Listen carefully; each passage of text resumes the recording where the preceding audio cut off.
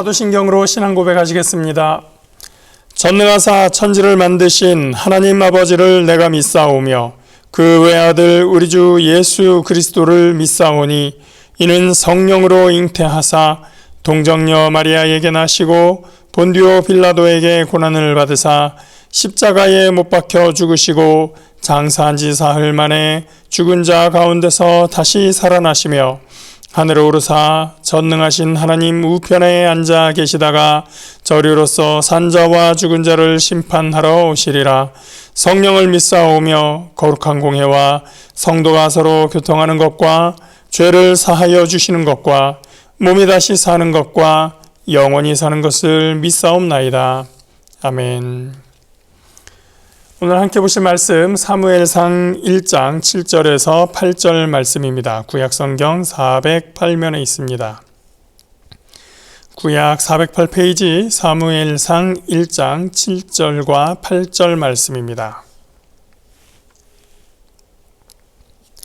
사무엘상 1장 7절 8절 말씀입니다. 매년 한나가 야훼의 집에 올라갈 때마다 남편이 그같이 하매 분인나가 그를 격분시킴으로 그가 울고 먹지 아니하니 그의 남편 엘가나가 그에게 이르되 한나여 어찌하여 울며 어찌하여 먹지 아니하며 어찌하여 그대의 마음이 슬프냐 내가 그대에게 10 아들보다 낫지 아니하냐 하니라. 사무엘상 1장은 사무엘서의 중심 인물인 사무엘, 사울, 다윗 중에서 사무엘의 출생 이야기로 시작을 합니다. 제가 대학원에서 목회 상담학이라는 과목을 수강한 적이 있었습니다. 그 과목에서 상담받으러 오는 사람을 부르는 용어가 있는데 그 사람을 내담자라고 이야기를 합니다. 이 상담을 받으러 오는 사람, 뭔가 문제가 있어서 찾아오겠죠. 그 사람의 문제가 어디에서 출발하는가를 알기 위해서 이분의 이야기, 제가 지금 이런 문제가 있어요 라는 그 문제를 듣기 전에 혹은 듣더라도 그 문제에 대한 원인을 파악하기 위해서 물어보는 이야기, 그 원인을 파악하기 위한 사전조사, 그런 것이 있습니다. 무슨 이야기를 들어야 되느냐? 그 사람의 성장 과정, 가정 환경, 이러한 것들을 설명을 듣게 됩니다. 가장 그 사람에 대한 그 문제를 해결하는 데 있어서 그 사람의 상황을 판단하고 파악하는 데 있어서 가장 기초가 되는 것이 그 내담자의 가정 환경, 성장 과정이라고 하는 것이죠. 그 가정 환경 중에서 성장 환경 중에서 그 사람에게 부정적인 영향을 주는 요소들이 있습니다. 예를 들면 어릴 때 부모님이 매일같이 다퉜다든지 부모님 중에 어떤 한 분이 알코올 중독이 있어서 뭔가 그것 때문에 힘들게 했다든지 또는 남아선호 사상이니 뭐니 우리 옛날에 그런 것이 많았는데 기타 등등 여러 가지 이유로 누군가를 편애한다든지 이러한 문제들, 그러한 상황들이 이 내담자의 마음에 부정적인 영향을 끼쳤을 수 있기 때문에 그런 것들을 조사하게 되는 거죠. 그런 가정 환경을 부르는 용어가 또 따로 있는데 그런 가정을 역기능 가정이라고 합니다. 가정이 아이들이 성장하고 자라는 데 있어서 좋은 기능을 작용하고 제공하면서 이 아이가 잘 자랄 수 있게 해줘야 되는데 오히려 거꾸로 기능을 해서 이 아이가 힘들어지고 불편하게 되는 그러한 작용을 했다, 역작용을 했다, 그래서 역기능 가정이라고 이야기를 합니다. 근데 제가 두 가지 생각이 들었습니다. 이 역기능 가정이라는 것을 생각을 했을 때 어떤 아이가 자라면서 부모님이 한 번도 싸우지도 않고 또 혹은 편애가 됐든 뭐가 됐든 불편한 일이 한 번도 없는 그런 과정을 겪은 아이들이 얼마나 될까? 저를 포함해서 모든 자녀들이 또 내가 할머니가 되고 할아버지가 되었어도 나의 어린 시절이 그러한 역기능과는 전혀 상관없는 가정이다 라고 할 수 있는 집이 얼마나 될까라는 생각이 하나 들었고요. 또 반대로 정말로 그렇게 아름다운 일들만 있는 가정, 그런 가정에서 자라는 아이가 과연 정말 그 티 없고 맑고 행복한 그러한 아이로 성장할 수 있을까라는 의문이 들었습니다. 예를 들면 뭐 아이가 부족한 것도 없고 먹고 싶을 때 뭐든지 먹고 갖고 싶은 거 다 항상 가질 수 있고 아픈 데도 없었고 뭐 찌그러진 데도 없고 그러면서 끝까지 이렇게 자랐으면 그 아이가 다른 친구들과 교제하면서 혹은 이제 배우자를 만나거나 이런 과정에서 그 아이가 다른 사람을 이해할 수 있을까? 그 사람이 마음이 불편하고 어려웠을 때 그걸 과연 이 친구가 이해할 수 있을까라는 생각을 했습니다. 그래서 모든 것이 갖춰지고 항상 부족한 것 없이 채워지는 그 상황이 오히려 다른 대외관계, 사회관계를 하면서는 역기능으로 작용하지 않을까라는 생각도 해보았습니다. 자, 그런 역기능이라는 관점에서 이 엘가나의 가정을 보니 이 집도 역시 역기능의 가능성이 충분한 집안입니다. 그는 이 엘가나라고 하는 사람은 두 아내를 맞이해서 살고 있었습니다. 한나와 브닌나라고 하는 그 여인들이었죠. 문제의 출발은 한나의 불임에 있었습니다. 브닌나는 자식이 있었고 한나는 자식이 없는 것, 그것이 문제의 시작이었습니다. 4절에서 보니까 브닌나의 모든 자녀라고 하는 표현이 있습니다. 그런 걸 보니까 브닌나는 적어도 2명 이상, 3명 이상 되는 그런 자녀들을 가지고 있는 것 같아요. 2명 가지고 모든 자녀라고 하기에도 좀 부족하지요. 그래서 3명은 넘지 않을까라는 생각을 하게 됩니다. 그런데 이 엘가나는 또 한나를 더욱 사랑했습니다. 4절 보니 엘가나가 제사를 드리는 날에는 제물의 분깃을 그의 아내 브닌나와 그의 모든 자녀에게 주고, 여기 제물의 분깃은 뭔가 하면 여러분 번제의 경우에는 제물의 각을 떠서 모든 것을 다 태워서 하나님께 올려드리는 그런 제사입니다. 그런데 화목제의 경우에는 어떻게 하죠? 내장과 이런 것들을 다 분류한 다음에 내장만 태우죠. 그래서 필요 없는 것들을 다 태우고 그 중에 남은 것들, 먹을 수 있는 것들 중에 일부는 제사장에게 주고 일부는 예배자, 제물을 드린 사람에게 주게 됩니다. 그래서 이 예배자가 가지고 가서 그것을 자기 가족과 이웃들과 함께 나누게 됩니다. 그 제물의 분깃이 되는 것이죠. 그 제물의 분깃을 받아다가 브닌나와 모든 자녀에게 주고요. 또 한나에게도 줘야 되는데 가만 보니까 한나에게는 갑절이나 줬다고 해요. 한나를 더 아끼고 사랑하는 마음에서 한나에게 그렇게 주는 겁니다. 그 갑절 준다고 해서 사랑한다고 어떻게 알아요? 그냥 표현일 뿐이지. 그러니까 사랑의 표현 방식이 2배를 주는 것이지. 엘가나는 한나를 사랑하는 마음이 참 컸다. 딱 2배만큼만 더 컸다가 아니라 정말 한나를 사랑했다라는 그런 의미입니다. 자, 엘가나는 제물의 분깃을 받아서 아내 브닌나와 모든 자녀들에게, 그리고 갑절의 양을 한나에게 그렇게 제공을 하는데, 그런데 한나는 기쁘지 않습니다. 왜요? 아기가 없었기 때문에. 자, 우리가 성경의 표현에서 하나님께서, 야훼께서 그에게 임신하지 못하게 하셨다라고 해서 하나님의 의지로 그 임신을 막은 것처럼 그렇게 보이고 있지만, 사실 한나와 엘가나의 입장에서 이 상황이 하나님의 의지인지 그냥 불임인지 알 수는 없습니다. 왜? 하나님께서 야, 너희들 내가 한나에게 아이 주지 않는 거야 라고 말씀하지 않으셨기 때문이죠.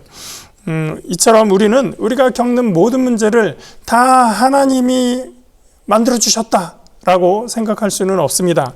때로 어떤 일들은 내가 잘못한 결과로 이루어지기도 하고, 또 하나님께서 복 주시려고 그러한 일들을 만들어내시기도 하지만, 때로는 그냥 그 일이 벌어지기도 하는 거예요. 자동차를 가지고 운전을 하다가 내가 실수해서 잘못해서 사고를 내기도 하고, 나는 정말 아무것도 잘못하지 않았는데 옆에서 차가 와서 들이받고 가는 경우도 있습니다. 그래서 심각한 문제, 다치고 사상자가 발생하는 그런 일이 생길 수도 있지만, 조금 접촉사고로 끝나는 경우도 있죠. 사건의 경중, 또 사건의 발생한 원인, 그것이 이거 다 하나님이 만들어내신 일이야, 그렇지 않고 그냥 있는 일도 있더라라는 겁니다. 근데 문제는 뭐냐? 문제는 사람에게서 발생되더라라고 하는 겁니다. 아마도 브닌나는 엘가나가 한나를 사랑하는 것을 시기했던 것 같습니다. 엘가나도 지혜롭지 못했었던 것 같아요. 그래서 눈에 보이게 한나에게 재물의 분깃을 더 2배를 준다, 갑절을 준다. 뭐 그런 게 눈앞에서 보였을 때 브닌나의 마음이 이해를 못할 것도 아니다. 그런 생각을 하게 합니다. 그래서 어떻게 합니까? 6절 보니까 야훼께서 그에게 임신하지 못하게 하심으로 그의 적수인 브닌나가 그를 심히 격분하게 하여 괴롭게 하더라. 아무리 그렇다 해도 브닌나도 하나님을 섬기는 사람입니다. 브닌나도 제사 자리에 와서 그 제물의 분깃을 함께 나누는 사람입니다. 그런데 시기하는 마음 때문에 한나를 공격을 하는데 가장 치사한 방법으로 공격을 하죠. 아이가 없는 걸 가지고 공격을 합니다. 나는 이렇게 자식이 많은데 너는 자식도 없지. 이 부분으로 한나를 괴롭히고 있는 겁니다. 오죽하면 성경에서 한나의 적수라고 브닌나를 묘사하고 있을까요? 같이 예배하는 자리에서 어떤 사람이 다른 사람의 적이 되어 있습니다. 그 예배 자리가 정말 아름다운 하나님께 내가 온전히 나가는 그런 예배라고 할 수 있을까요? 그래서 이 브닌나, 우리가 다른 사람의 신앙을 함부로 평가하는 것도 조심스럽긴 하지만 과연 이 브닌나의 신앙은 바로 되었다고 우리가 말할 수 있을까? 거기에 우리는 의문 부호를 남기고 그 다음으로 진행합니다. 그러한 상황에서 한나는 괴로웠겠죠. 그것도 매년 이 일이 벌어집니다. 7절입니다. 매년 한나가 야훼의 집에 올라갈 때마다 남편이 그같이 하매 브닌나가 그를 격분시킴으로 그가 울고 먹지 아니하니. 한나가 마음이 너무 상해서 매년 그 일을 당하고 갑절에는 앞에 있으면 뭐합니까? 음식이 넘어가지 않는 거죠. 울고 먹지를 않습니다. 그러한 한나를 보면서 이 엘가나의 반응은 참 답답합니다. 8절 그의 남편 엘가나가 그에게 이르되 한나여 어찌하여 울며 어찌하여 먹지 아니하며 어찌하여 그대의 마음이 슬프냐 내가 그대에게 10 아들보다 낫지 아니하냐 하니라. 남편이 10 아들보다 나을 수 있을까요? 이 경우에는 그렇지 않았던 것 같아요. 제가 이 가정을 보니까 편애라는 문제가 있고요. 배려하고 용납하는 것에 대한 부재, 그것이 없는 문제가 있습니다. 그리고 서로 경쟁하는, 가족 안에서 경쟁하고 있다는 문제가 있습니다. 그리고 이해하지 못하는 문제가 있습니다. 참 많은 문제가 이 아이 하나 없는 걸로 인해서 계속해서 발생이 되고 있는 것을 보게 됩니다. 한나는 아이가 없어서도 마음이 힘들었지만 그 이후로 브닌나라고 하는 어떻게 보면 동기로서 잘 지내야 될 그 사람에게 공격을 받으면서 더욱 괴로움에 있었습니다. 브닌나는 한나가 더 사랑받는 것에 대해서 마음이 상하고 시기했던 것으로 보이죠. 브닌나 역시 상처받은 마음이었습니다. 엘가나는 또 어떨까요? 엘가나는 한나가 더 예뻐서 그랬는지 아이가 없어서 측은지심이 있어서 그랬는지 어쨌든 한나를 더 사랑해 주었습니다. 의도하지는 않았겠으나 편애라고 하는 문제를 자기가 만들어내고 있었던 것이죠. 그런데 이 사랑하는 한나가 종종 슬픔에 빠지고 음식도 먹지 않으면서 마음 아파하는 모습을 보았을 때 이 엘가나의 마음도 편치 않았을 것입니다. 그러고 보면 엘가나는 한나를 사랑하고 한나는 남편의 사랑을 많이 받고 브닌나는 자식이 많고 그래서 각각의 행복의 요소들이 다 있을 수 있는데 오히려 그것들이 그들 각자에게 불행의 요소로 자리하고 있다는 것을 보게 됩니다. 우리가 사랑해도 아껴도 누구나 문제가 있을 수가 있습니다. 때로는 문제가 아닌 것도 문제가 될 수도 있고 문제가 아닌 것으로 만드는 사람들도 있습니다. 우리가 문제가 될 만한 것도 이해하고 사랑하고 품을 수 있다면 그 문제는 오히려 그 가정에 그 사람의 힘이 되고 더 단단한 결속을 만들어내기도 합니다. 문제는, 중요한 것은 우리가 그 문제적인 상황을 어떤 눈으로 바라보는가라는 것이죠. 어떻게 믿음 안에서 이 상황을 해석하고 이해할 것인가, 그리고 서로 어떻게 용납할 것인가, 그것이 우리의 마음 상태, 우리의 행복까지도 결정할 수 있다는 것을 오늘 본문의 상황을 보면서 다시 한번 생각하게 됩니다. 여러분, 우리 가정에, 우리 삶에, 나의 환경에 어떤 문제가 있습니까? 그 문제를 문제로 만드는 것은 사실 사람입니다.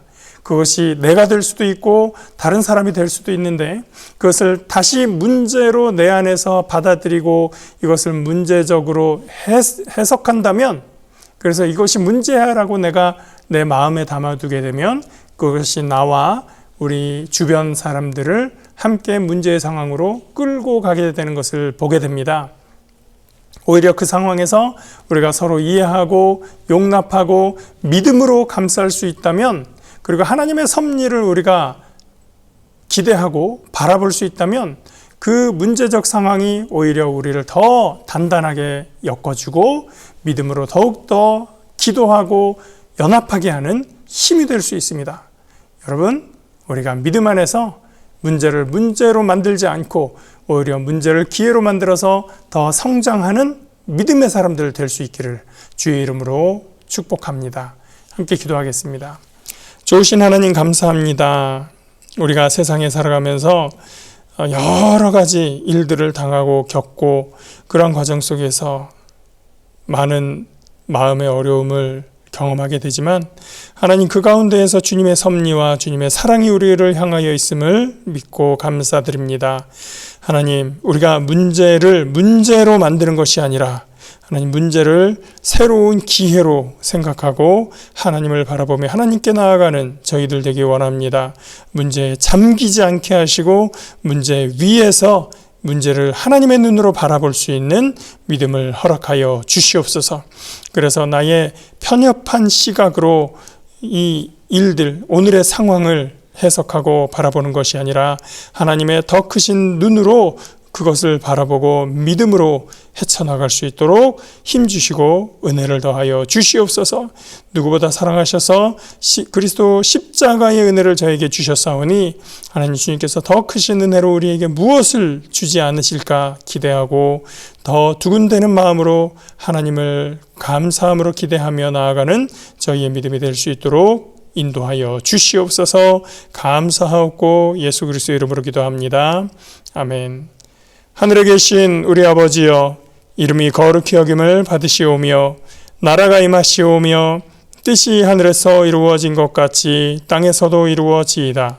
오늘 우리에게 일용할 양식을 주시옵고 우리가 우리에게 죄 지은 자를 사하여 준 것 같이 우리 죄를 사하여 주시옵고 우리를 시험에 들게 하지 마시옵고 다만 악에서 구하시옵소서.